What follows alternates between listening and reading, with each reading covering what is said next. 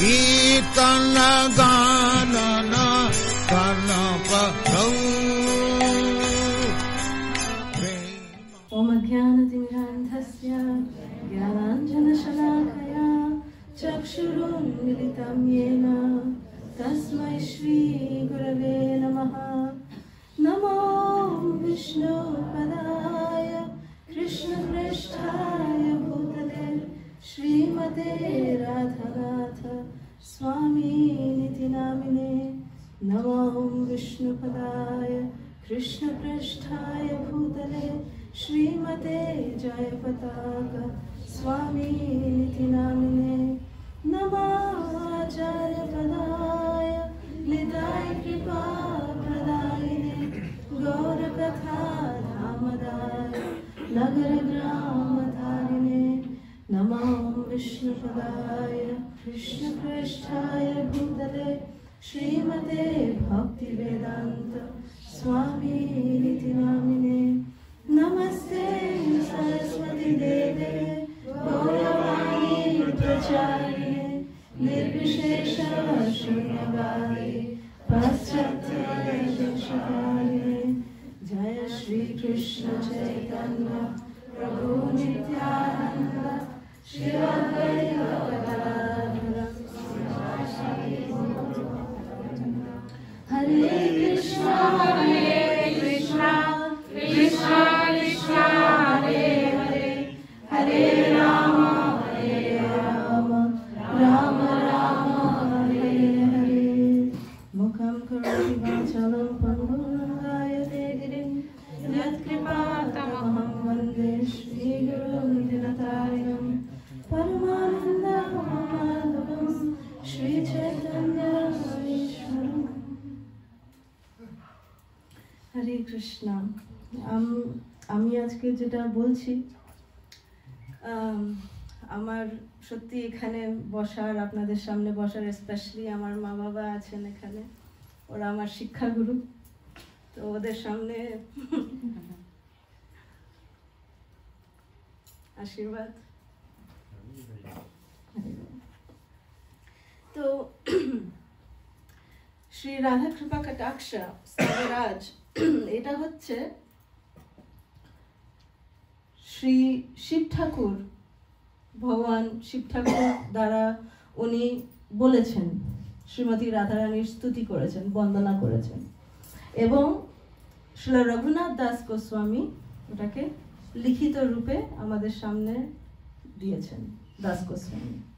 তো শ্রীমতী রাধারানীর এই যে কৃপা কটাক্ষ, মানে উনি যে এভাবে দেখেন কৃষ্ণকে, যে কৃপা দৃষ্টি, কৃপা কটাক্ষ মানে হচ্ছে শ্রীমতী রাধারানীর কৃপা আমরা কি করে লাভ করতে পারি।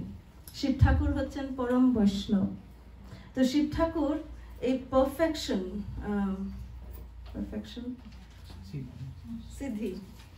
সিদ্ধি লাভ করার জন্য যে কিভাবে আমরা শ্রীমতী রাধারানীর কৃপা আমরা কিভাবে লাভ করতে পারি, সেটা একটা সরল পন্থা উনি দেখিয়ে গেছেন। তো সাধারণত শ্রীমতী রাধারানী এবং কৃষ্ণের, শ্রী শ্রী রাধা মাধবের লীলা আমরা সাধারণত আলোচনা করা হয় না। শ্রীল প্রভুপাদ এটার ব্যাপারে বলে গেছেন যে দশম স্কন্ধের যেটা 5টা অধ্যায় আছে, যেটাকে বলা হয় রসপঞ্চ অধ্যায়, সেটা আমাদের অত সরলভাবে আলোচনা করা বর্জিত আছে। কিন্তু শ্রীল প্রভুপাদ সেইখানেই আমরা দেখতে পারি কৃষ্ণ বই শ্রীল প্রভুপাদ লিখেছেন, কৃষ্ণ বইতে কিন্তু শ্রীল প্রভুপাদ এই রসপঞ্চ অধ্যায়ের ব্যাপারেও লেখা আছে, বর্ণনা করা আছে ওর মধ্যে। তো আমাদের গুরুবর্গরা বলেন যে হ্যাঁ, রসপঞ্চ অধ্যায় সত্যি এটা গুরুতম রহস্য, কিন্তু শ্রীল প্রভুপাদের এটা নির্দেশ যে কৃষ্ণ গ্রন্থ আমাদেরকে সকলকে মানে দেওয়া উচিত, মানে নর্মাল লোকেদেরকে কৃষ্ণ বই আমাদেরকে দেওয়া উচিত। ভক্তরা তো অনেক দূরের কথা, সকলকে কৃষ্ণ বই পড়া উচিত। তো এটা কি একটা কন্ট্রাডিকশন? এটা কি মানে দুটো কথা শ্রীল প্রভুপাদ বলছেন? একদিকে বলছেন রসপঞ্চোধ্যায় করা উচিত না, কিন্তু কৃষ্ণ বই তো সকলের কাছে আছে, সকলে পড়তে পারে, কিবা ভক্ত কিবা এখনো যারা ভক্ত হয়নি সকলে পড়তে পারে। তো এটা কি একটা কন্ট্রাডিকশন? তো আমাদের গুরুবর্গরা বলছেন যে কিভাবে আমাদেরকে এই রসপঞ্চধ্যায় বা শ্রী রাধা কৃপা কটাক্ষ বা এই যে শ্রী শ্রী রাধা মাধবের যে সমস্ত গুড় তত্ত্ব যেগুলো আছে, এগুলো আমাদের কিভাবে শ্রবণ করা উচিত, এইটার মাধ্যমটা ওরা দেখিয়ে গেছেন, আমাদের গুরুবর্গরা ওটা বলে গেছেন কিভাবে আমাদের করা উচিত। তো সেইভাবে আমরা শ্রীল প্রভুপাদের নির্দেশ অনুসারে আমরা আমাদের গুরুবর্গরা আমাদেরকে যা শিখিয়েছেন সেটা থেকে না কিছু অ্যাড করে, না কিছু সাবট্রাক্ট করে, না কিছু মাল্টিপ্লাই করে, না কিছু ডিভাইড করে, আমরা অ্যাজ ইট ইজ ভগবদ্গীতা যথাযথ, এই শ্রী শ্রী রাধা মাধবেরও লীলা যথাযথ আমরা শ্রবণ করার আজকে একটু চেষ্টা করব। তো শ্রীল প্রভুপাদ, আমরা জানি শ্রীল প্রভুপাদ হচ্ছেন শ্রী গৌরাঙ্গ মহাপ্রভু কি বলে গেছেন প্রভুপাদের ব্যাপারে? সেনাপতি ভক্ত। যদি পাপি তাপি দূর দেশে যায়, মোর সেনাপতি ভক্ত যাইবে তাহাই। তো শ্রীল প্রভুপাদ হচ্ছেন গৌরাঙ্গ মহাপ্রভুর সেনাপতি ভক্ত। আমরা জানি শ্রীল প্রভুপাদ শ্রীল ভক্তি সিদ্ধান্ত সরস্বতী ঠাকুরের সঙ্গে যখন প্রথমবার উনি দেখা করেন উল্টো ডিঙিতে, তখন উনি দুটো নির্দেশ পান শ্রীল প্রভুপাদের কাছ থেকে। কি পান? দুটো নির্দেশ কি?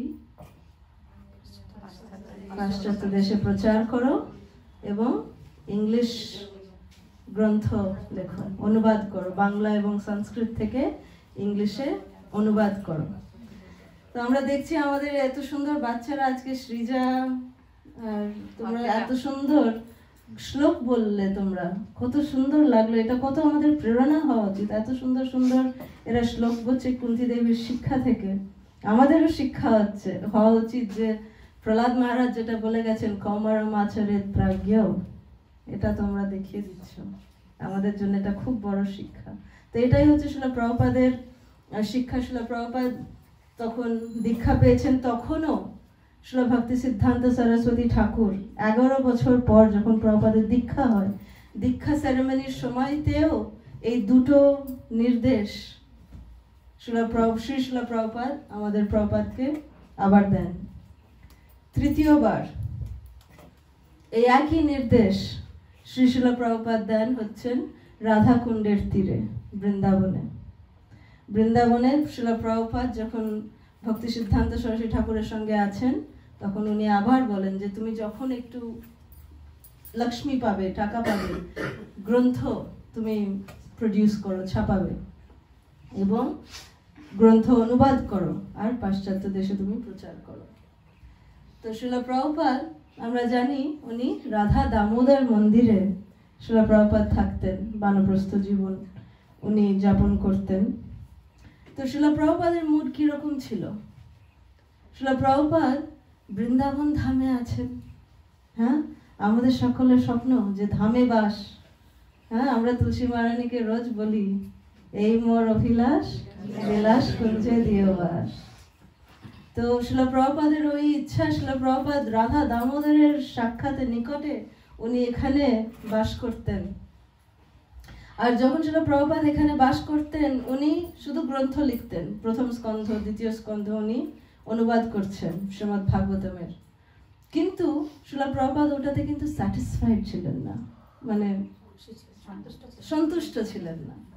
ওনার মধ্যে সবসময় এটা ছিল যে কখন উনি কিভাবে তার গুরুদেবের আদেশ উনি কিভাবে পালন করবেন। তো যদিও শ্রীল প্রভুপাদ বৃন্দাবনে খুব সন্তুষ্ট ছিলেন নিজের ভক্তি জীবনে বলো সবকিছু ভাবে, কিন্তু শ্রীল প্রভুপাদ নিজের খুশি ত্যাগ করে উনি খুব প্রার্থনা করতেন রাধা দামোদরের কাছে, শ্রীল রূপা গোস্বামীর কাছে প্রার্থনা করতেন যে আমার গুরুদেবের আদেশ পালন করার জন্য আমাকে শক্তি দাও।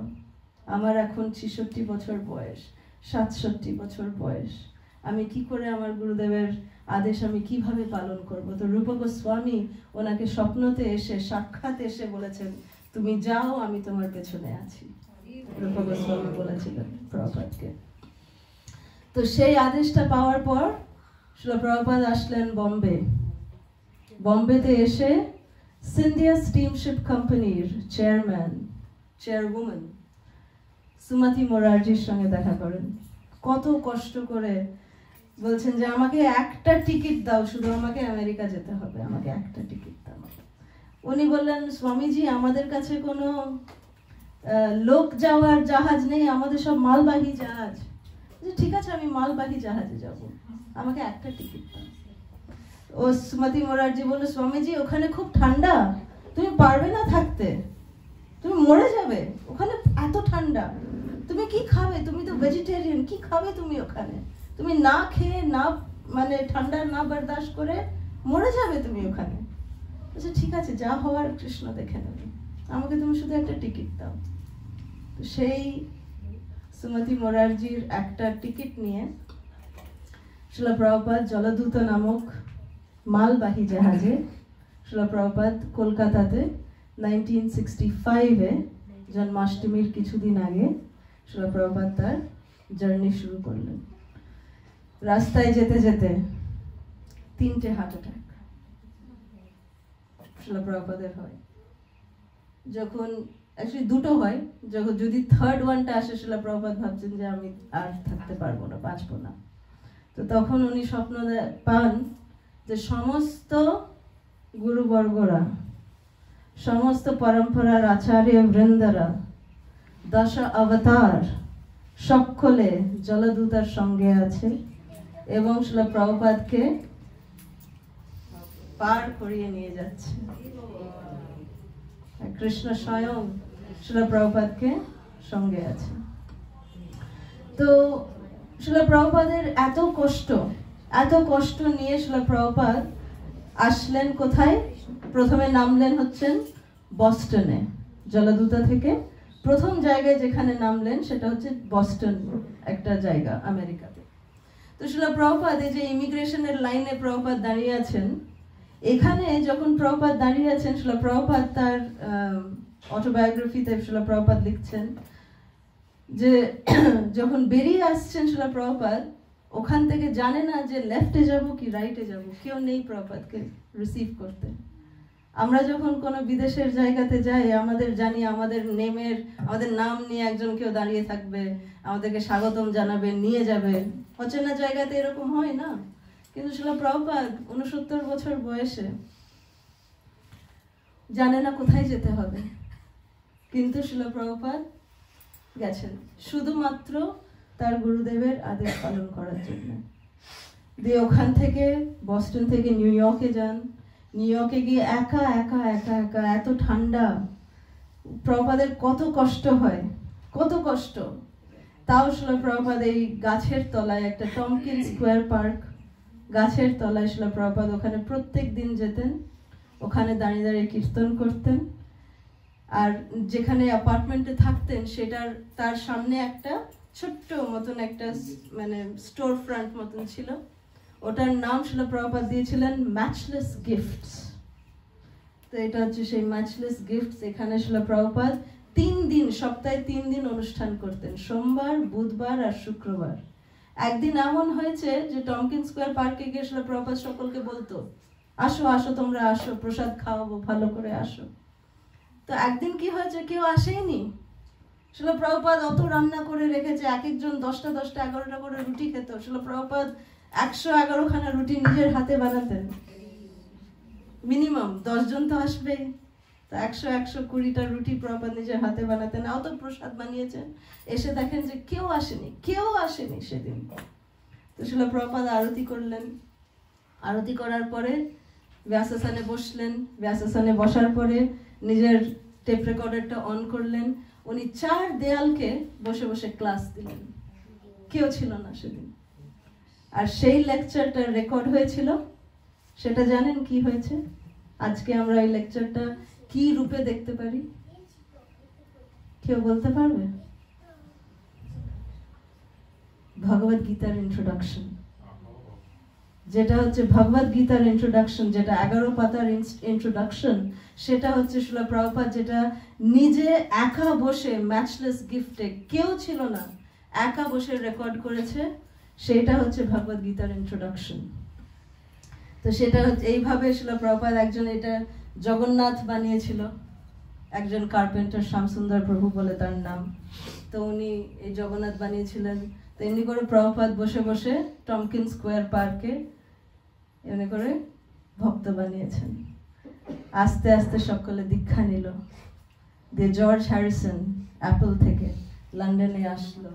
লন্ডন পুরো কেঁপে গেল যখন জর্জ হ্যারিসন যখন ভক্ত হলো। দিয়ে এরকম করে ভক্ত সমাগম বাড়তে থাকলো। শিলা প্রভুপাদ যেটা মহাপ্রভুর যেটা ভবিষ্যৎবাণী, সেনাপতি ভক্ত এসে সব মানে পৃথিবীতে আছে যত নগরাদি গ্রাম সর্বত্র প্রচার হইবে মোর নাম, সেটা শিলা প্রভুপাদ সাকার করেছেন। তো শিলা প্রভুপাদ মোর দ্যান 35 বুক 35টা গ্রন্থ শিলা প্রভুপাদ লিখেছেন, অনুবাদ করেছেন। আর সেটা কত সব ভাষায় অনুবাদ হয়েছে, মোর দ্যান 80টা ভাষায়, ইনক্লুডিং অ্যারাবিক ভাষাতেও শিলা প্রভুপাদের গ্রন্থ অনুবাদ হয়েছে। শিলা প্রভুপাদ রাশিয়া গেছেন, গুরুকুলস এস্টাবলিশ করেছেন, ফার্ম কমিউনিটিজ এস্টাবলিশ করেছেন এবং শ্রীমান মহাপ্রভুর ভবিষ্যৎবাণী উনি সত্য করেছেন।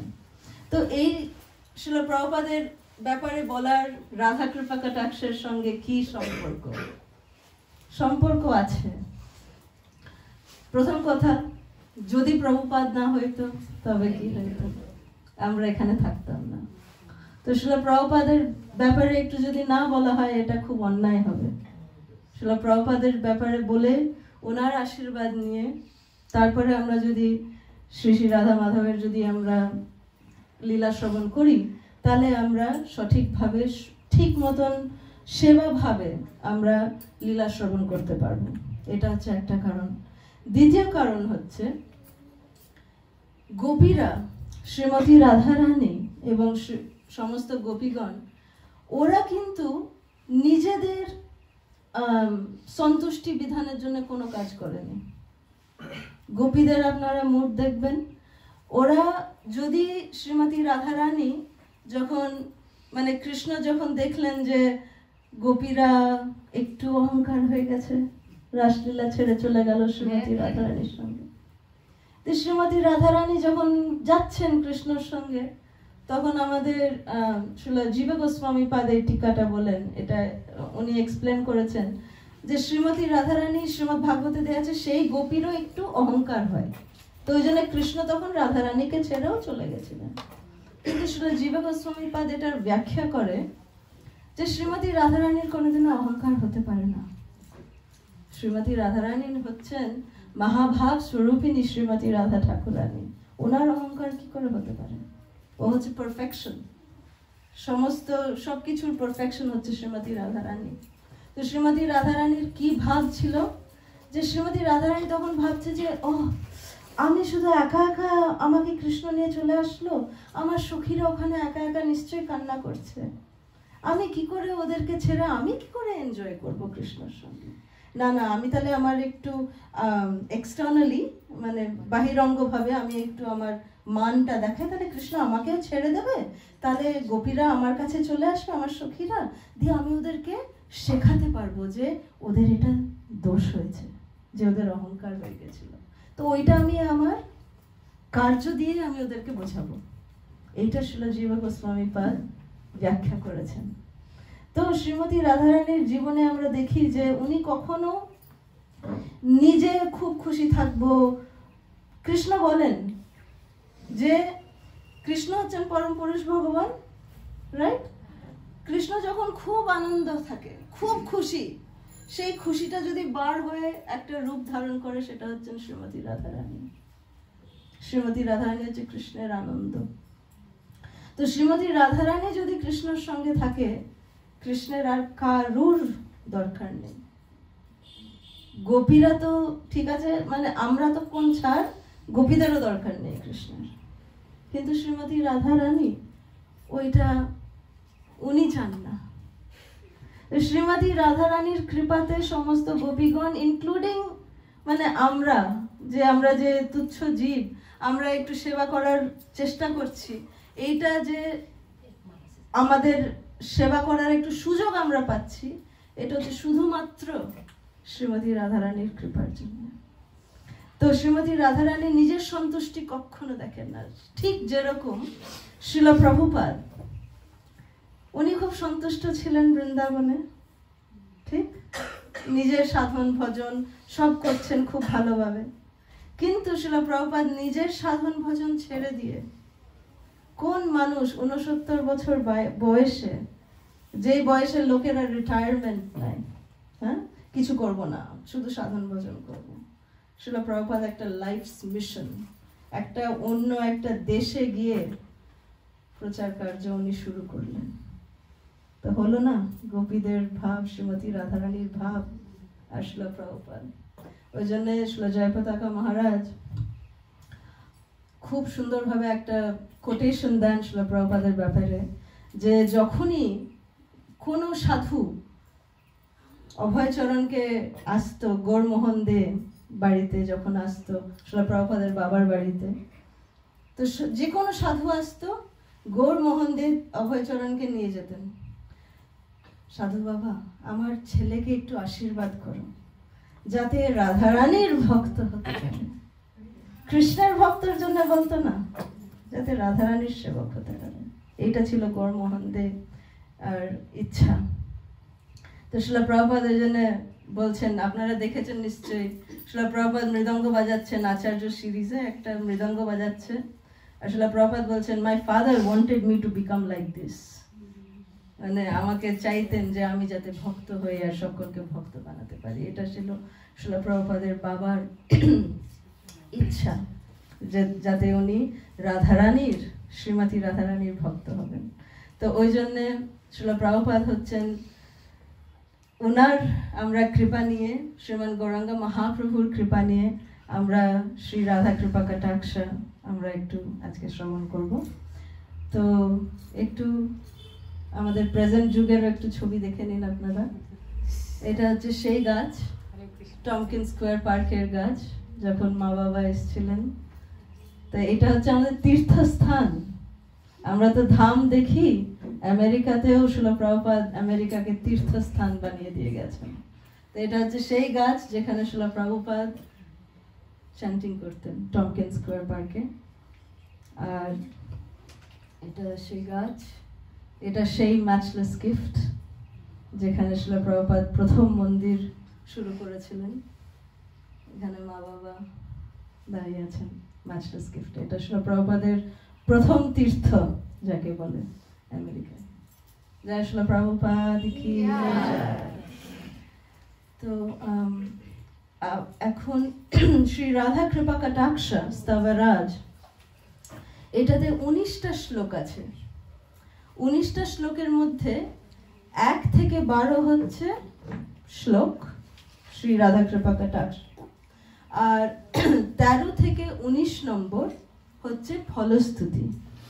তো শিব ঠাকুর এটার বর্ণনা করছেন যে রাধা কৃপা কটাক্ষের ফলস্তুতিটা কি।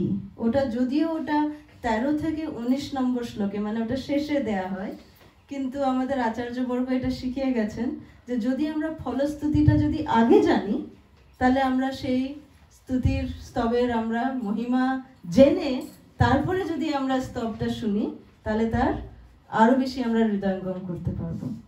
তো 13 থেকে 19 নম্বর শ্লোকের ফলস্তুতিটা কেউ বাংলায় পড়তে পারবেন প্লিজ?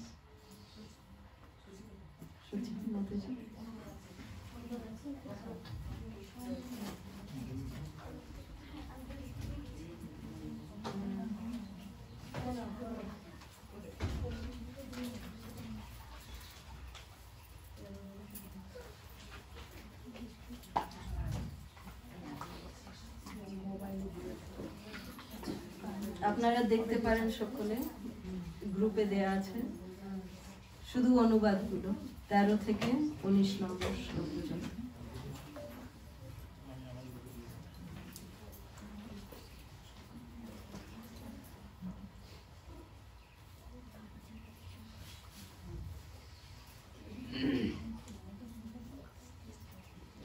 এক একজন এক একটা পড়তে পারেন।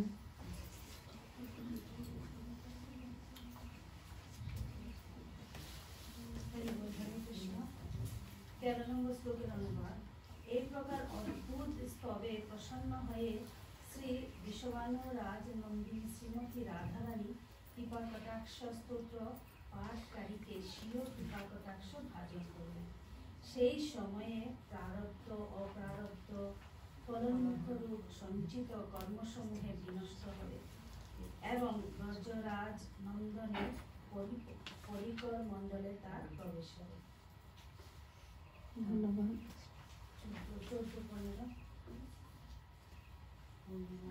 14-15 পূর্ণিমা শুক্লাষ্টমী দশমী একাদশী এবং ত্রয়োদশী তিথিতে বিমল বুদ্ধি সম্পন্ন ব্যক্তি স্থির চিত্তে এই স্তব পাঠ করলে তার বাঞ্ছামূলক ফল লাভ এবং শ্রী রাধা কৃপা কটাক্ষে প্রেম ভক্তি লাভ হবে।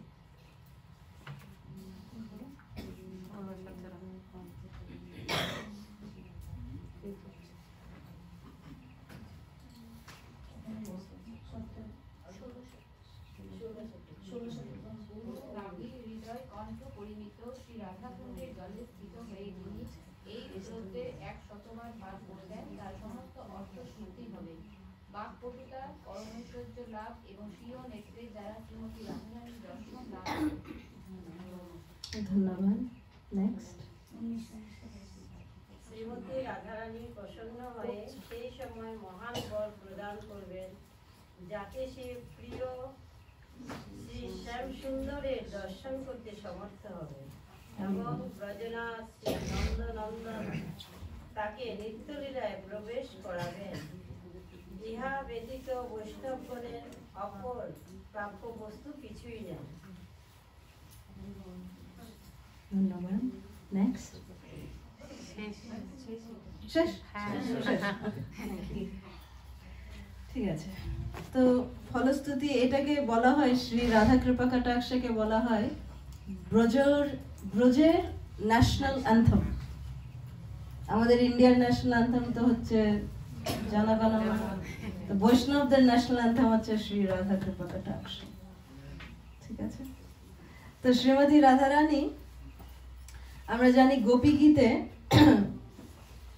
যেটা দশম স্কন্ধে গোপী গীতে সব থেকে ফেমাস যে শ্লোক আছে গোপী গীতের, তব কথামৃতম তপ্ত জীবনম কবিভিরিতম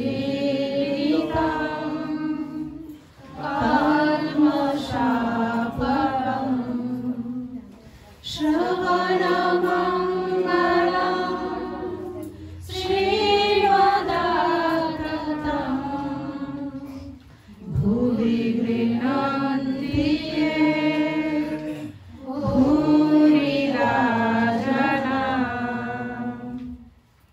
তো শ্রীমতী রাধারানী এই গোপী গীতে, গোপী গীত হচ্ছে যেটা যখন সমস্ত গোপীগণ এবং শ্রীমতী রাধারানী যখন কৃষ্ণের জন্য ওরা ক্রন্দন করছে যে কৃষ্ণ তুমি আমাদেরকে ক্ষমা করে দাও, আমাদের অহংকার হয়ে গেছিল, আমাকে ক্ষমা করে দাও এবং আমাদের সামনে তুমি এসো। তো গোপীগণরা এটা দেখতে পাচ্ছেন না, কিন্তু কৃষ্ণ কিন্তু লুকিয়ে লুকিয়ে সব দেখছিল, সব শুনছিল। প্রত্যেকটা জিনিস যখন গোপীরা যখন বলছিল তখন কিন্তু কৃষ্ণ পাশে দাঁড়িয়ে সব শুনছিল। তো এই শ্লোকে যেটা তব কথামৃতম, তোমার কথা হচ্ছে একদম অমৃত। তো এই কৃষ্ণ কথা শোনার 5টি উপকারিতা এই শ্লোকে বর্ণনা করা হচ্ছে। আপনারা জানতে চান 5টি কি?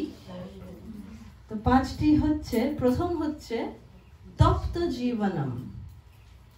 তপ্ত জীবনম মানে হচ্ছে যে আমরা এই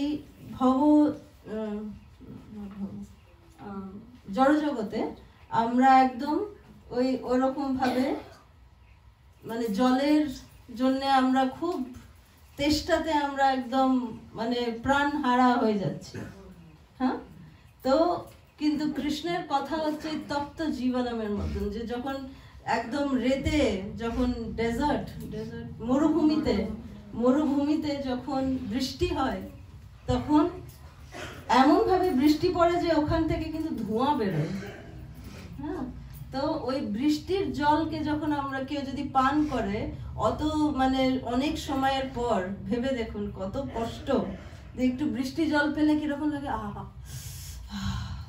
শান্তি।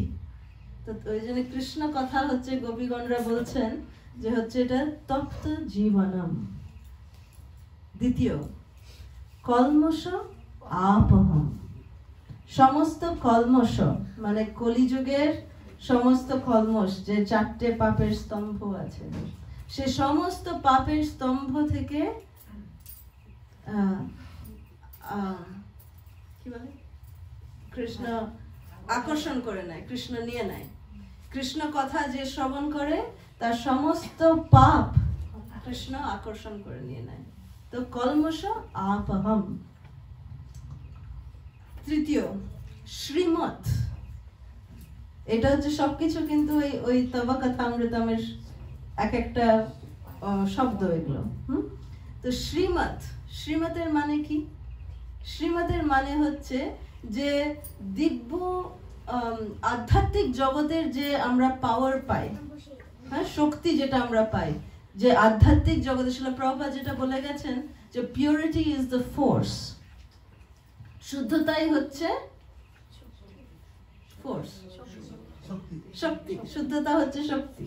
তো সেটাকে বলছে গোপীগণ শ্রীমৎ। তো এটা হচ্ছে যে কৃষ্ণ কথা শুনলে আমরা দিব্য শক্তি, কৃষ্ণের শক্তি আমরা লাভ করতে পারবো। আততম, আততম মানে আততম মানে হচ্ছে কৃষ্ণ কথার প্রচার। আমরা তো রূপানুগা, রূপানুগা মানে শিল রূপ গোস্বামীর যারা অনুগামী তারা হচ্ছে রূপানুগা। কিন্তু আমাদের গুরুদেব বলেন যে আমরা হচ্ছে মোর স্পেসিফিক্যালি রূপানুগা শুধু না, আমরা প্রভুপাদানুগা, যে আমরা হচ্ছে শিল প্রভুপাদের অনুগামী। তো ওই জন্য শিল প্রভুপাদ যেরকম 12 বছরে শিল প্রভুপাদ 14 বার পৃথিবী ভ্রমণ করেছিলেন, 108 খানা মন্দির শিল প্রভুপাদ স্থাপনা করেছিলেন। আততম মানে কৃষ্ণ নাম প্রচার। তো এইটা হচ্ছে কৃষ্ণ কথা শোনার একটা বেনিফিট, একটা উপকারিতা, যে আমরা শুধু শুনলাম কিন্তু আমরা কিছু বললাম না, তাহলে সেটা কি ঠিক হলো না? আমাদের শুনতে হবে, কিন্তু সেটা যদি আমরা অন্যদেরকে যদি বলি তাহলে আমাদের বেশি হৃদয়ঙ্গম হবে। এবং কৃষ্ণ যেটা গীতাতে বলেছেন যে যদি আমরা কৃষ্ণের বাণী যদি অন্যদেরকে প্রচার করি তাহলে আমরা কৃষ্ণের সব থেকে প্রিয় হতে পারবো। তো আততম। আর শেষেরটা হচ্ছে ভূরিদা জানা।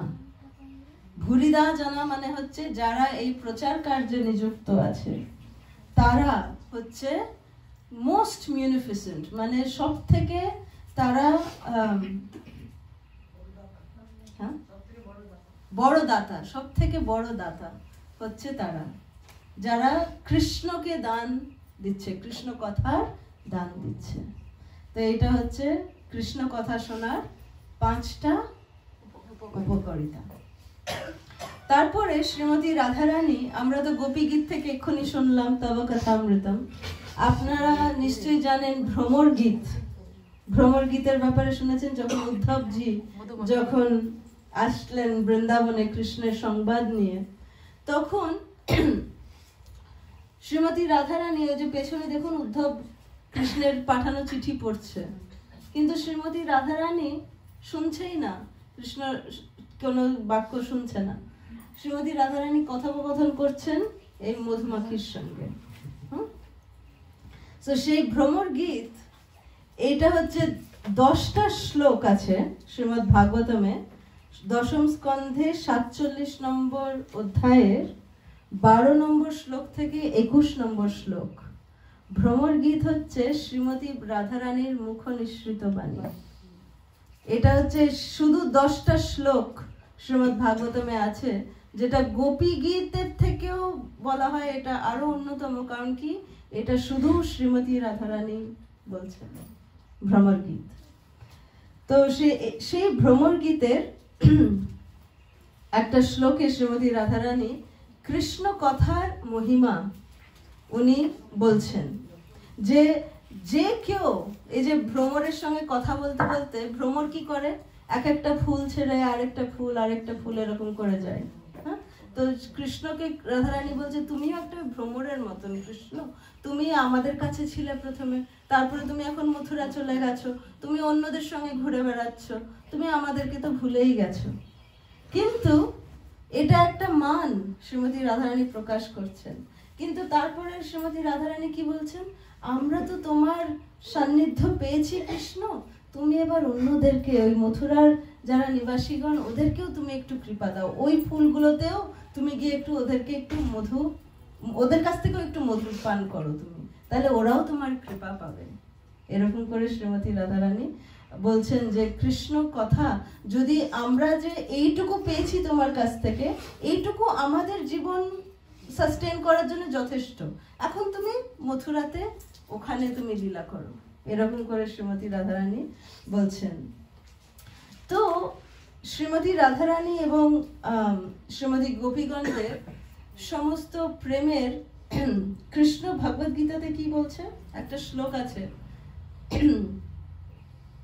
বলো তো দেখি তোমরা পারো কিনা।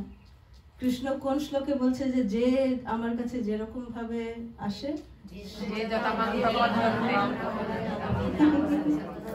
ভেরি গুড, ঠিক আছে। তো কিন্তু এটার একটা এক্সেপশন আছে, এই কথাটা আমাকে বাবা একবার বলেছিলেন, তো সেটা আমি বলছি আপনাদেরকে, যে কৃষ্ণ যে বলছেন যে যে যেরকম ভাবে আমার কাছে আসে আমি সেরকম ভাবে তার কাছে রেসিপ্রোকেট করব। কিন্তু সেটার এক্সেপশন হচ্ছে গোপীগণ এবং শ্রীমতী রাধারানী। কৃষ্ণ দশম স্কন্ধে 32 নম্বর অধ্যায়ে 22 নম্বর শ্লোকে বলছেন যে হে গোপীগণ, হে শ্রীমতী রাধারানী, তোমরা যেভাবে আমাকে ভালোবাসো আমি কিচ্ছু করতে পারবো না, আই ক্যানট রিপে ইউ, আমি তার 1% ভাগও আমি তোমাদেরকে ফেরত দিতে পারবো না, প্রতিদান দিতে পারবো না, একদম প্রতিদান দিতেই পারবো না। তো এইটা হচ্ছে একটা এক্সেপশন, যে ভগবদ গীতাতে বলা বাক্য ভুল একজনের কাছে, সেটা হচ্ছে গোপীদের কাছে, শ্রীমতী রাধারানীর কাছে। তো এই ভাব নিয়ে যে শ্রীমতী রাধারানী এবং গোপীদের কি মানে পজিশন, সেটা আমাদের জেনে সেই সেবা ভাবে এবং বৈদি ভক্তি পালন করে সশ্রদ্ধা দিয়ে আমাদের এই লীলাগুলো শ্রবণ করা উচিত। তো এখন আমরা রাধা কৃপা শুরু করব। প্রথম শ্লোকটা, মুনীন্দ্র বৃন্দাবন্দিতে ত্রিলোক শোকহারি প্রসন্ন বক্ত্র পঙ্কজে নিকুঞ্জ ভূ বিলাসিনী ব্রজেন্দ্র ভানুনন্দিনী ব্রজেন্দ্র শোণু সংগতে কদা করিষ্যসি ভবা কৃপা কটাক্ষ ভাজনম। তো এই প্রথম শ্লোকে শিব ঠাকুর বলছেন যে শ্রীমতী রাধারানী হচ্ছেন এমন একজন যে সমস্ত মুনিরা, সমস্ত যোগীরা, সমস্ত ঋষিগণরা সকলে শ্রীমতী রাধারানীর চরণ বন্দনা করেন। আর উনার এতই করুণা যে উনি খুব প্রসন্ন বক্ত্র পঙ্কজে নিকুঞ্জ ভূবিলাসিনী, সবসময় নিকুঞ্জে উনি বাস করেন কৃষ্ণের সন্তুষ্টি বিধানের জন্য। উনি হচ্ছেন ব্রজেন্দ্র ভানুনন্দিনী, বৃষভানুনন্দিনীর কন্যা। আর সেই শ্রীমতী রাধারানীর কাছে শিব ঠাকুর বলছেন যে আমি আপনার কৃপা কটাক্ষের জন্য আমি আপনার কাছে বিনতি জানাচ্ছি। তো একবার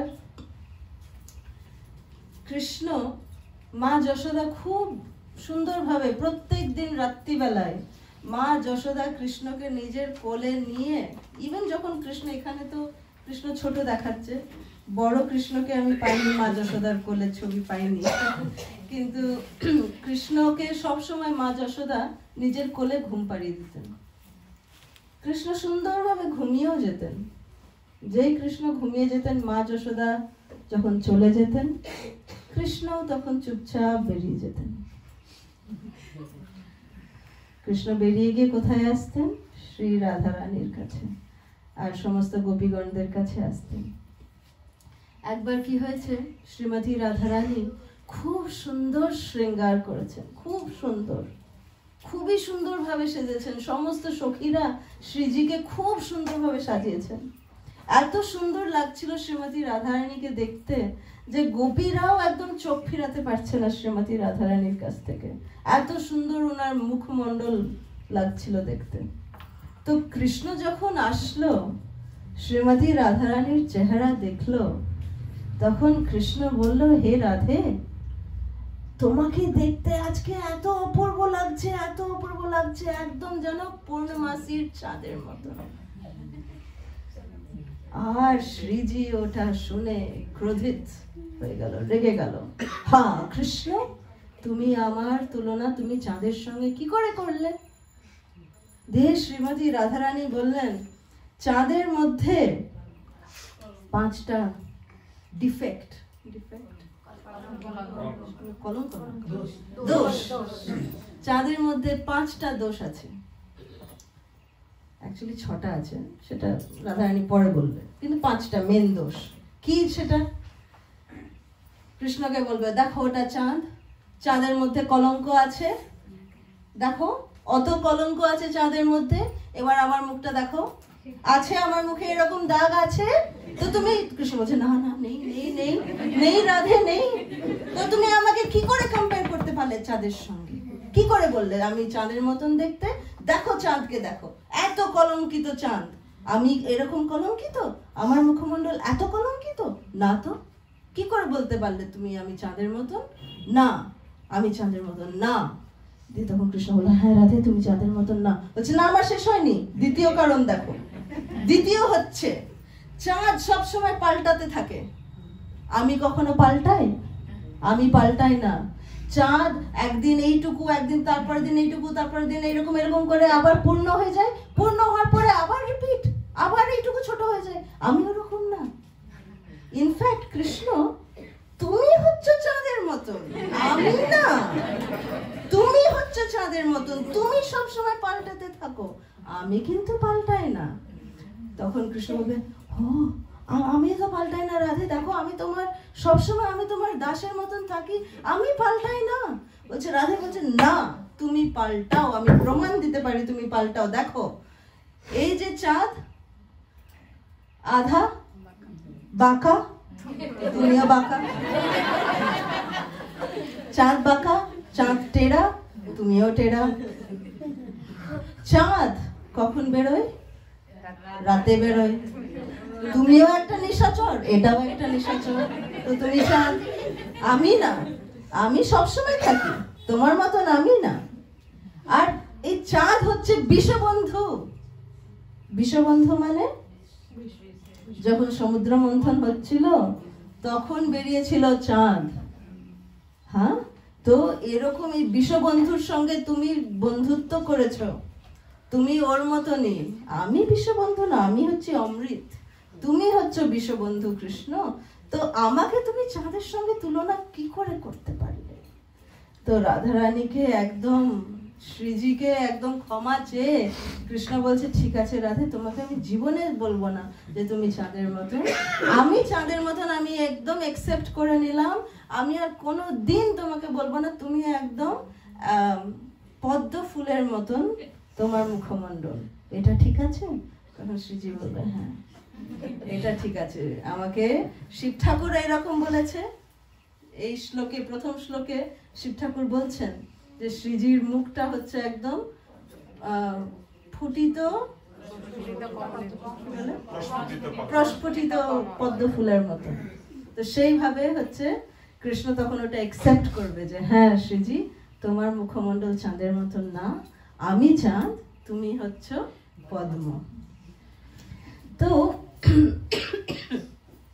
এই যে শ্রীমতী রাধারানী আর কৃষ্ণের মধ্যে সবসময় একটা সুন্দর একটা লীলা বিলাস চলে, সেইটা শ্রীমান গৌরাঙ্গ মহাপ্রভু যখন উনি 15 বছর 15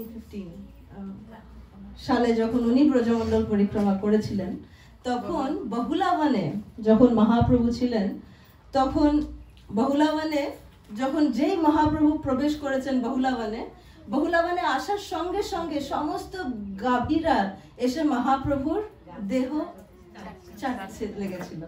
তো সকলে জানে যে এটা আমাদের কৃষ্ণ আর শ্রীমতী রাধারানীর মানে মিলিত একজন এসছেন, সেটা হচ্ছে গৌরাঙ্গ মহাপ্রভু এসছেন এখানে।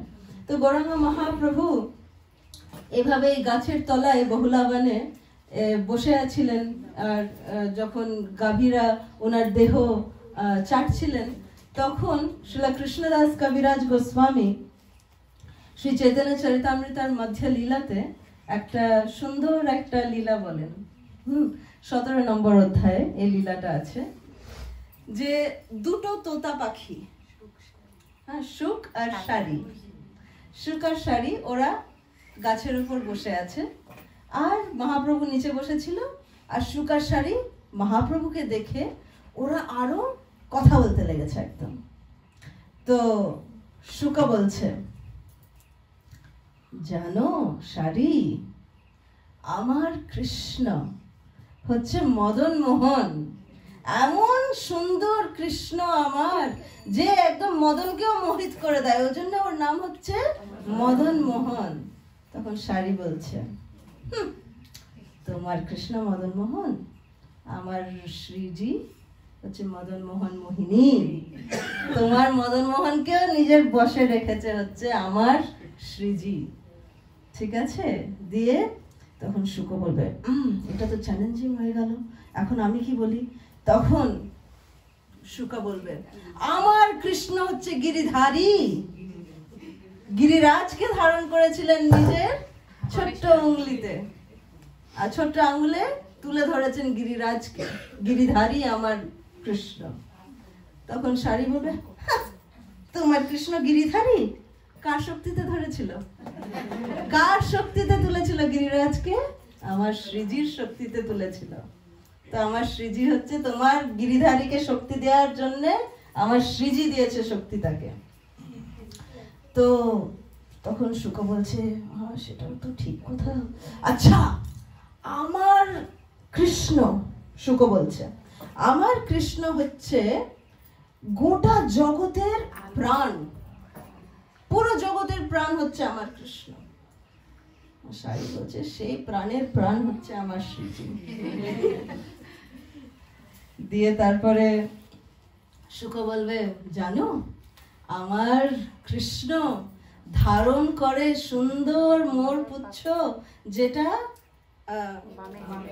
বাম দিকে ঝুঁকে থাকে, একদম সুন্দরভাবে বাম দিকে ঝুঁকে থাকে। শাড়ি বলছে, জানো জানো কেন? কেন জানো? কেন?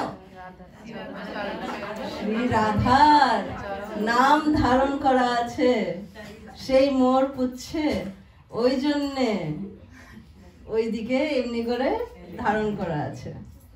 তো কৃষ্ণকে তখন শুক বলবে, আরে আরে ঠিক আছে ঠিক আছে, সেটা তো হলো, কিন্তু এরকম করে ঝুঁকে আছে আমার, দেখো শ্রী রাধার নামটাও, মানে রাধা নামটা লেখা আছে, তো রাধা নামটা একটু ভারী, ঝুঁকে আছে, ঝুঁকে গেছে আমার কৃষ্ণের, এমনি করে ঝুঁকে গেছে ওর মোর পুচ্ছটা। তো কেন?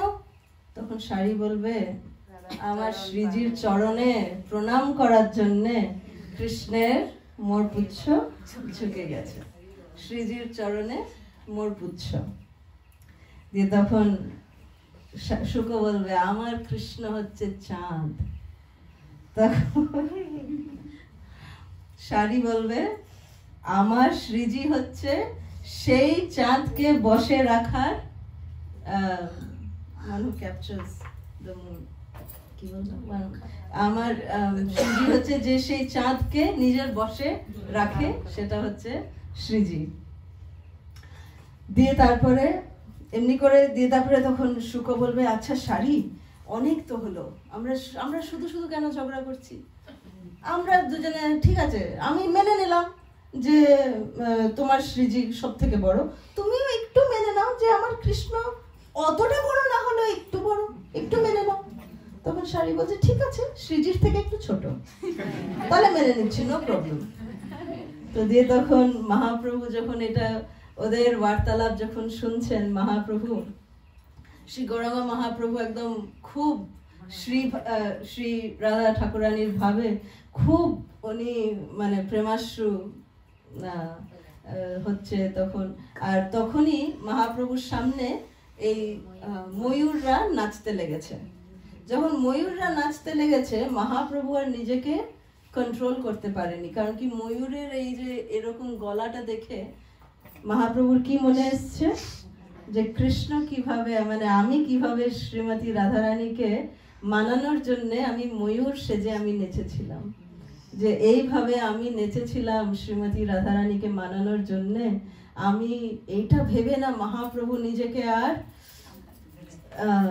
কন্ট্রোল করতে পারেনি এবং মহাপ্রভু ওখানে অজ্ঞান হয়ে গেছিলেন।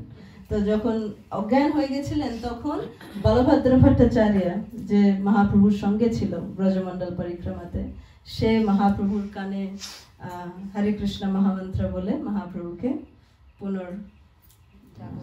জাগ্রত করেছে। জয় শ্রী গৌরাঙ্গ মহাপ্রভু কি জয়। দ্বিতীয় শ্লোক। অশোক বৃক্ষ বল্লরে বিতানমণ্ডপস্থিতে প্রবালবাল পল্লবা প্রভারুণাগ্রি কোমলে वराभय स्फुरत् करे प्रभूत संपदालये कदा करेश सीलहां कृपा कटाक्ष भाजनम्।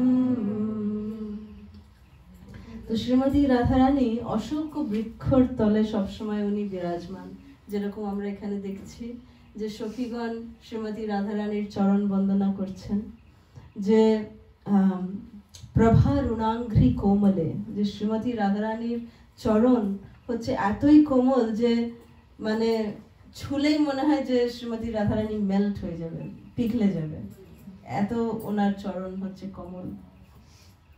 আর শ্রীমতী রাধারানীর শ্রীহস্ত জীব গোস্বামীপাদ এটার ব্যাখ্যা করছেন যে এখানে শিব ঠাকুর বলছেন যে বরাভয় স্ফুরত করে, যে শ্রীমতী রাধারানী অভয় প্রদান করেন, বরাভয় স্ফুরত করে, উনি অভয় বর প্রদান করেন। কেন?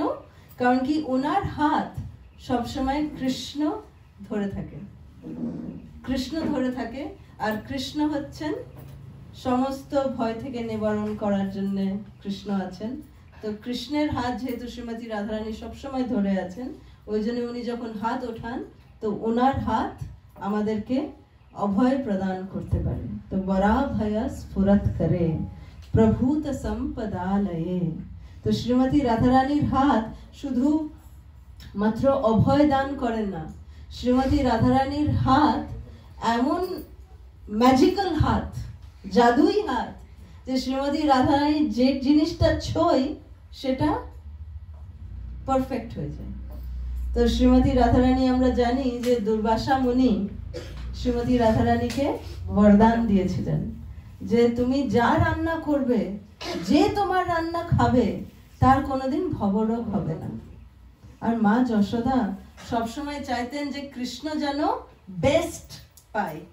এখন দেখুন আমাদের মানে আমাদের সাধারণ জগতে আমরা কি জানি যে আমি সব থেকে ভালো, আমার মতন কেউ নাই, হ্যাঁ, আমি সব থেকে দারুণ, আমার ছেলেকে আমি রান্না করে খাওয়াবো, আমার স্বামীকে আমি রান্না করে খাওয়াবো। কিন্তু মা যশোদা উনি কত সুন্দর রান্না করেন, ওনার রান্না খাওয়ার জন্য দুর্বাসা মুনি, নারদ মুনি সব লাইনে দাঁড়িয়ে থাকে, কিন্তু সেই যশোদা মা নিজের ছেলেকে এত ভালোবাসে, কানহাকে এত ভালোবাসে, যেহেতু শ্রীমতী রাধারানী দুর্বাসা মুনির কাছে বর প্রাপ্ত, ওই জন্য যশোদা মা স্পেশাল অ্যারেঞ্জমেন্ট করেছিলেন যে প্রত্যেক দিন শ্রীজি এসে কৃষ্ণের জন্য ভোজন বানাবে। আর শ্রীমতী রাধারানী এতই এক্সপার্ট, অনন্ত শেষ বলছে, বলরাম বলছে যে শ্রীমতী রাধারানী আজ পর্যন্ত কোনো আইটেম রিপিট করেনি কৃষ্ণের জন্য। প্রত্যেক দিন নব নব রস, নব নব নব রস, এক এক দিন এক একটা আইটেম কৃষ্ণকে খাওয়ায় শ্রীমতী রাধারানী। জয় শ্রীমতী রাধারানী কি জয়। তো তৃতীয় নম্বর শ্লোক,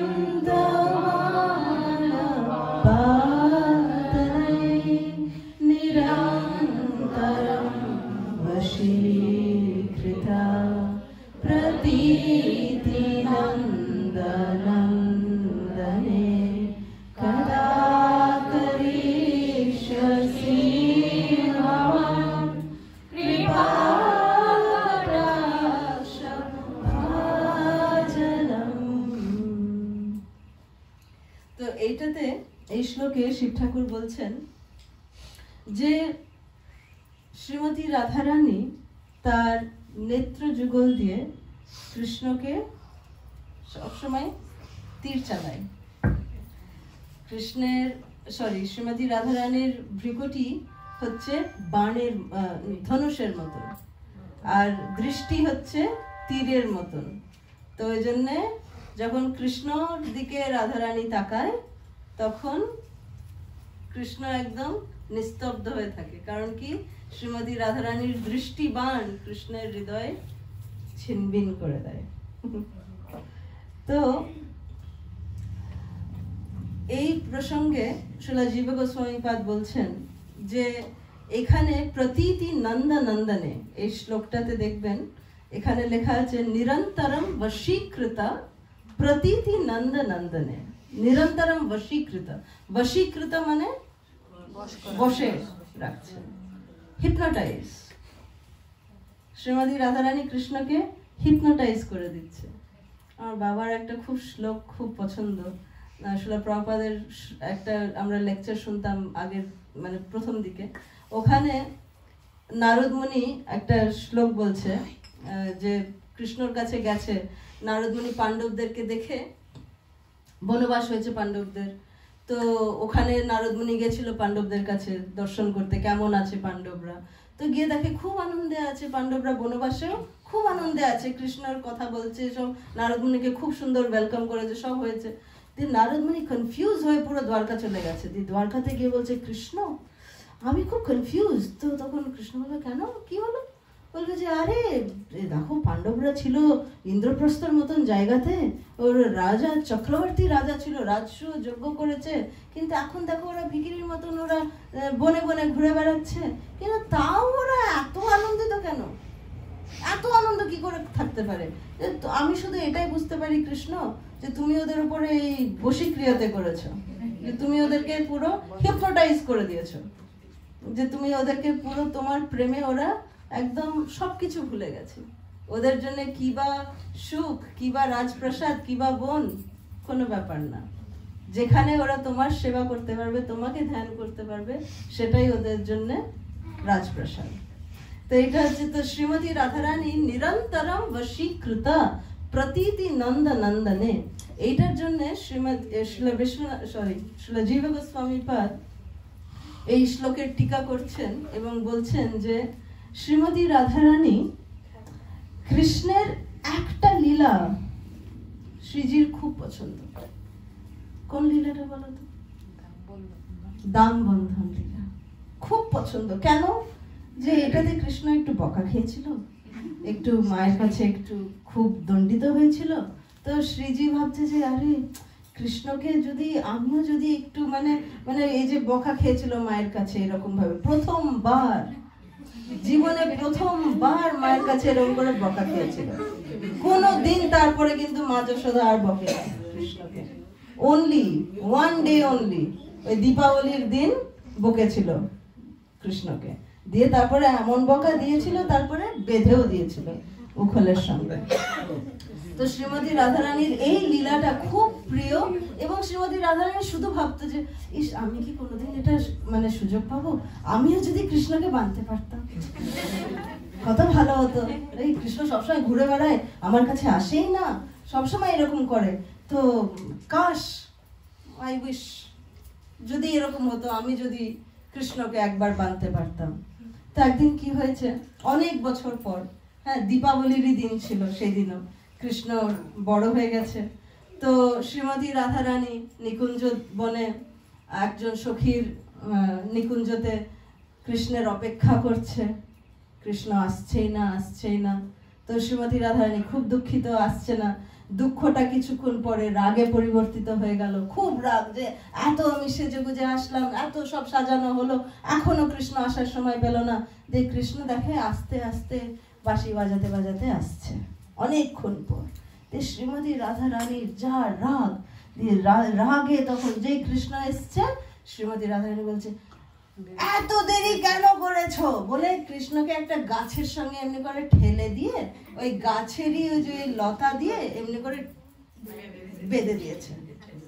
হ্যাঁ, তো সেই দিন কৃষ্ণ এক আঙুল দু আঙুল কোনো লীলাবিলাস কিচ্ছু করেনি।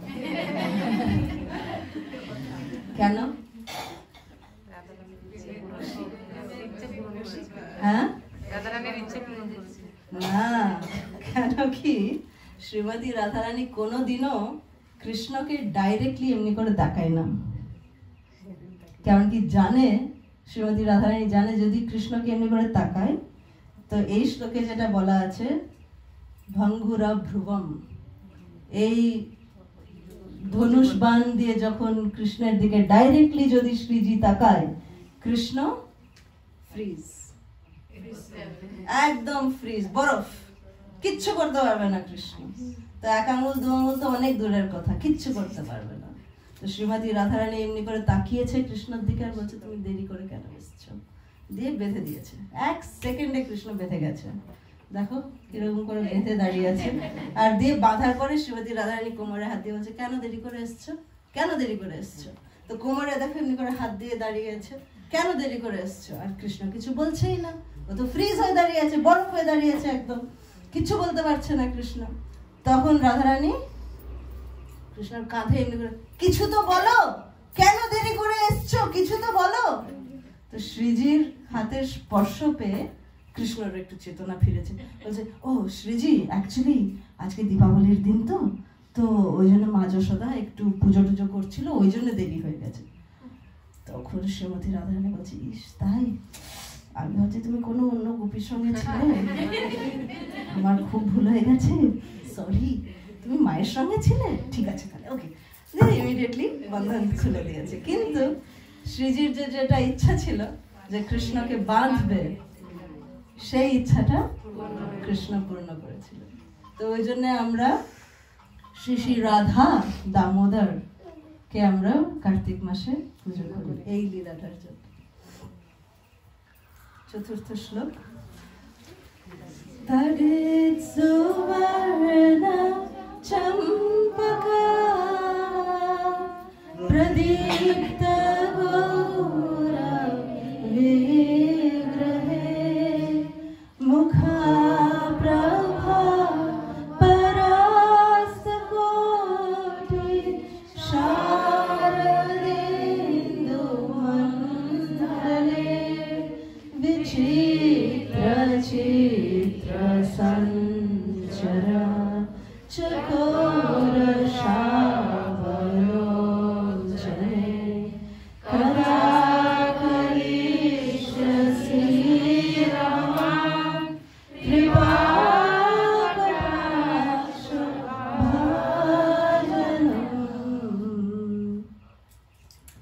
তো এখানে শিব ঠাকুর শ্রীমতী রাধারানীকে চম্পক ফুলের সঙ্গে তুলনা করছেন, যে শ্রীজি হচ্ছেন একদম চম্পক ফুলের মতন, এবং উনি সবসময় খুব সুন্দর শৃঙ্গার করে রাখেন নিজেকে। কেন? যাতে কৃষ্ণ খুশি হন, শ্রীমতী রাধারানীকে শৃঙ্গার করে দেখে। এবং এখানে শিব ঠাকুর একটা খুব সুন্দর বর্ণনা দিচ্ছেন শ্রীমতী রাধারানীর নেত্র যুগলের জন্য। বলছেন যে বিচিত্র চিত্র সঞ্চরা চকোর শাবলোচনে। চকোরা, চকোরা মানে চকোর পাখি। পাখিরা কিরকম? সবসময় পিট পিট পিট পিট পিট করে, হ্যাঁ না? সবসময় পিট পিট। এক জায়গায় পাখিকে কখনো দেখা যায় না। তো শ্রীমতী রাধারানীর চোখকে শিব ঠাকুর কম্পেয়ার করছে, তুলনা করছে চকোর পাখির সঙ্গে। এখন এইটার ব্যাপারে বলা হয়, শ্রীল জীব গোস্বামীপাদ বলছেন যে গোপীগণরা গোপী গীতে কৃষ্ণকে শরৎ ঋতুর পদ্মর সঙ্গে তুলনা করছে। শরদুদাশয়ে সাধু জাতসা। তো শরৎ ঋতুর পদ্ম যে চাঁদের আলোতে যে প্রস্ফুটিত হয়, কমল এরকম করে প্রস্ফুটিত হয়, সেই কমলের সঙ্গে তুলনা করা হচ্ছে কৃষ্ণকে। তো কৃষ্ণ হচ্ছে ওই রকম। এবং কৃষ্ণ যখন মানে গোপীগণদেরকে ছেড়ে যখন গোচরণে চলে যেতেন, তখন গোপীগণরা বলছে যে কৃষ্ণ তোমাকে ছেড়ে আমাদের একটা মুহূর্ত আমরা থাকতে পারি না। গোপী গীতে এই শ্লোকটা কোন শ্লোকে বলা হয়েছে? 15 নম্বর শ্লোকে, হ্যাঁ, যে ত্রুটি গায়েতে, হ্যাঁ, যে ব্রহ্মা আমাদেরকে কেন চোখের পলক দিয়েছে, আমরা তোমাকে এক দৃষ্টিতে আমরা তোমাকে দেখতে চাই, কিন্তু এই ব্রহ্মা, এই পাগল ব্রহ্মা আমাদেরকে এমনি এমনি করে আমাদের চোখ পিটপিট হচ্ছে, তো আমরা তোমাকে দেখতে পাচ্ছি না, ঠিক মানে একাগ্র হয়ে আমরা দেখতে পাচ্ছি না, কেন দেখতে পাচ্ছি না? তো এটা ওরা কমপ্লেন করছে কৃষ্ণকে, গোপীরা, তাই না? তো শ্লোকটা কি জানো? 15 নম্বর শ্লোক গোপী গীতের, যেটাতে এটা বলছে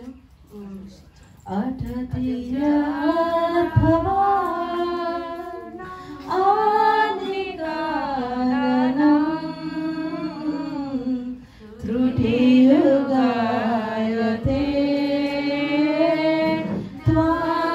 ত্বামপাস্যতা।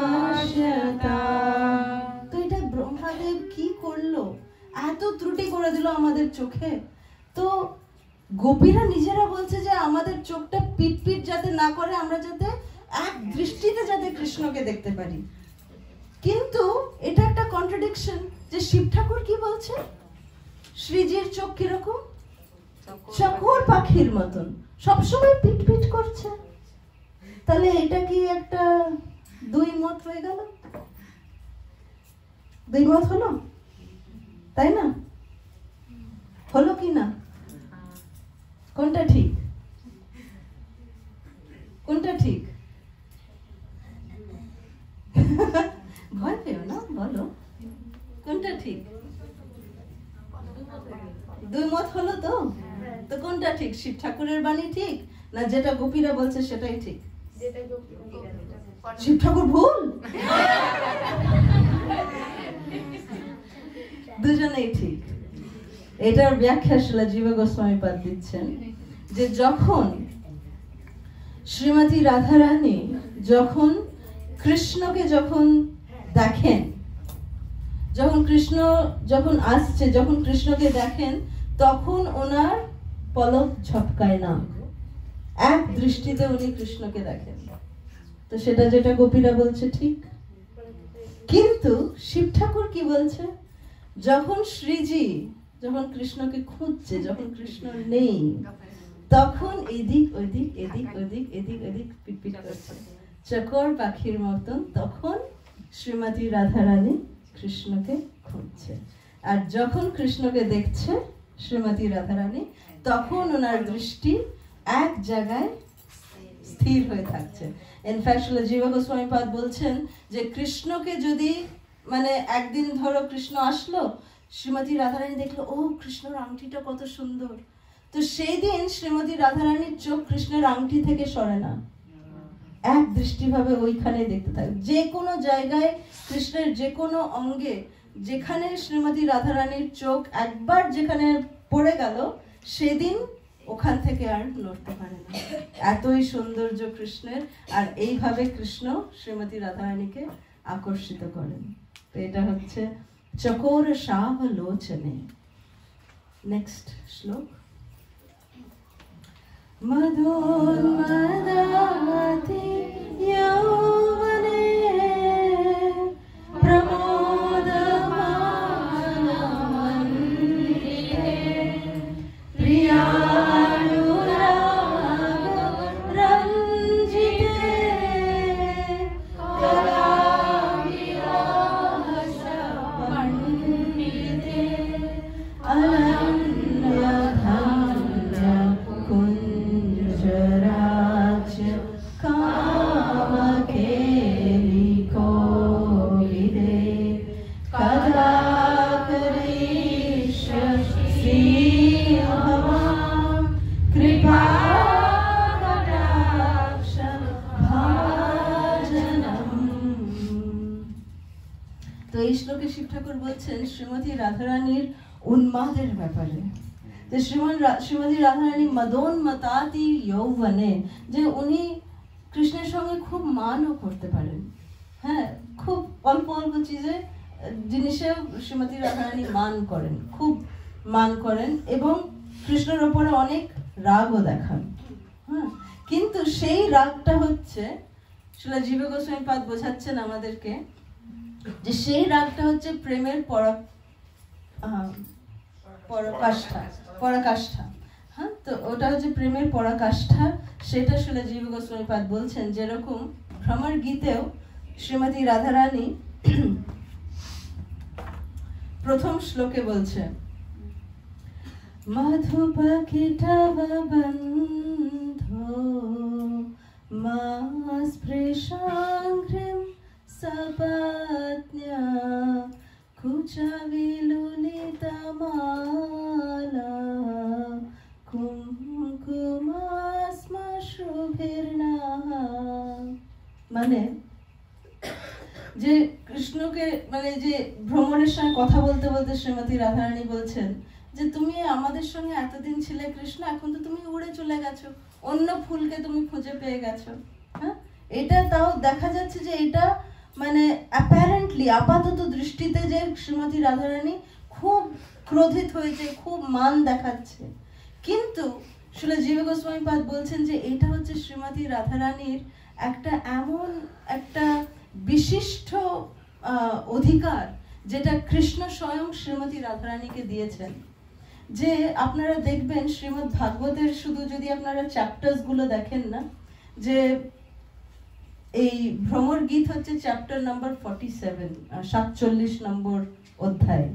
হ্যাঁ, ভ্রমর গীতের এর আগের অধ্যায়টা হচ্ছে কৃষ্ণ কিভাবে মথুরাতে কুবজার উদ্ধার করে। হ্যাঁ, কুবজাকে করে কুবজাকে যখন করলো কৃষ্ণ, এমনি করে সুন্দর বানিয়ে দিল, কুবজা তখন কৃষ্ণের হাত ধরে কুবজার বাড়িতে নিয়ে যাবে।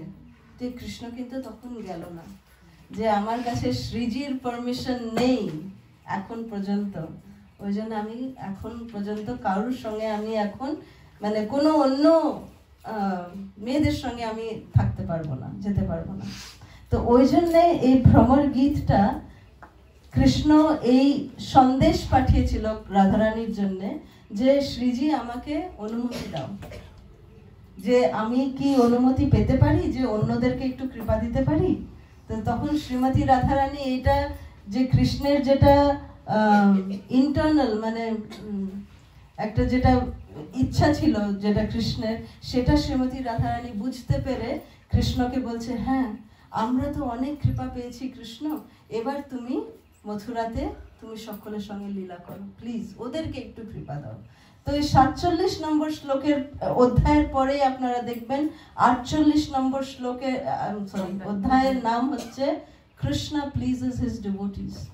ভ্রমর গীতের পরে, যেন বাংলায় হয়তো অন্য রকমের সাবজেক্ট আছে, কিন্তু ওইটাতে মানে হচ্ছে যে কৃষ্ণ ওই অধ্যায়ে উদ্ধবকে নিয়ে যাবে কুবজার বাড়িতে, দিয়ে অন্যদের সঙ্গেও কৃষ্ণ গিয়ে ওদেরকে কৃপা বর্ষণ করবে, কারণ কি শ্রীমতী রাধারানী ওনাকে অনুমতি দিয়েছেন, পারমিশন দিয়েছেন।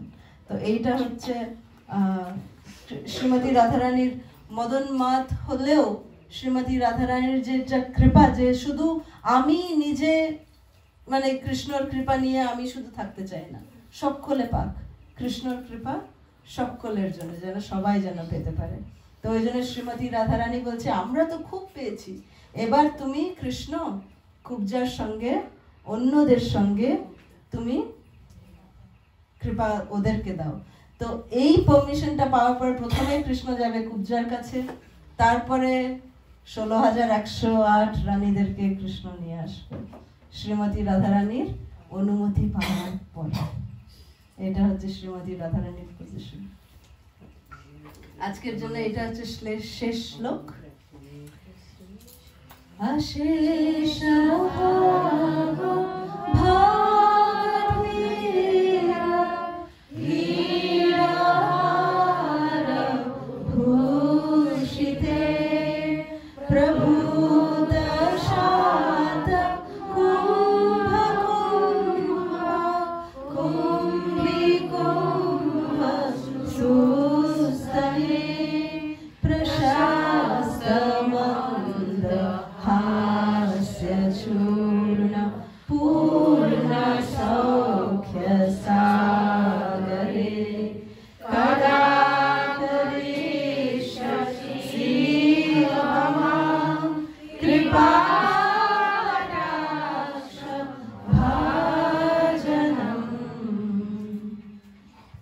এইখানে শ্রীমতী রাধারানীর হাসির ব্যাপারে শিব ঠাকুর বর্ণনা করছেন যে শ্রীমতী রাধারানীর হাসি এতই মিষ্টি যে পুরো ব্রহ্মাণ্ডকে শ্রীমতী রাধারানী নিজের হাসি দিয়ে উনি মোহিত করে দিচ্ছেন।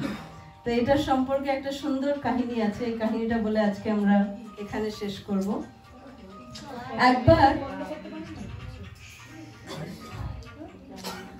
একবার শ্রী শ্রী রাধাকৃষ্ণ রাধাকুণ্ডে ওরা ভ্রমণ করছিল। রাধাকুণ্ডে ভ্রমণ করতে করতে কৃষ্ণ শ্রীমতী রাধারানীকে বলছেন, হে শ্রীজি, তুমি আমার স্বামিনী, তুমি হচ্ছে আমার সবকিছুর স্বামিনীজি, তুমি হচ্ছে আমার স্বামিনী, তুমি হচ্ছে আমার আরাধ্য, আমি তোমাকে, তুমি যা বলবে আমি তাই করব শ্রীজি, তুমি আমাকে শুধু আদেশ করো, তোমার আদেশ পালন করা হচ্ছে আমার জীবনের মেন উদ্দেশ্য, তুমি যা বলবে আমি তাই করব। তখন শ্রীজি বলবে, তাই কৃষ্ণ তুমি তাই করবে? তখন কৃষ্ণ বলবে, ইয়েস আমি তাই করব, তুমি বলো কি চাও। তখন শ্রীজি বলবে, জানো ওই কুটিয়াতে, সামনে রাধাকুণ্ডের তীরে একটা কুটিয়াতে একটা বাবা আছে, ওই বাবাটা অন্ধ, বয়স্ক বাবা আছে অন্ধ। তো ওকে তোমার পরিচয় না দিয়ে আমি চাই যে তুমি ওকে কৃপা দাও। তুমি কিন্তু তোমার পরিচয় দিতে পারবে না, তুমি কে সেটা বলতে পারবে না, কিন্তু আমি চাই যে তুমি ওকে কৃপা দাও। তখন বলবে, ঠিক আছে যথা আজ্ঞা শ্রীজি, আমি যাচ্ছি। যে কৃষ্ণ এমনি করে উঁকি মেরে দেখছে যে এই বাবা শ্রীমতী রাধারানীকে পুজো করছে, অন্ধ, কিন্তু কৃষ্ণ নাই ওখানে, দেখো শুধু শ্রীমতী রাধারানীর আরাধনা করছেন। তো দিয়ে কৃষ্ণ এসে ওর সামনে বসে পড়বে, দিয়ে কৃষ্ণ এসে বলবে, আরে বাবা তুমি তো খুব সুন্দর গাইছো, দারুণ কীর্তন করছো, আমার খুব ভালো লাগছে, তুমি আরেকটা কীর্তন করবে আমার জন্য? চলো চলো আমার সঙ্গে যাবে, তুমি আমার সঙ্গে যাবে।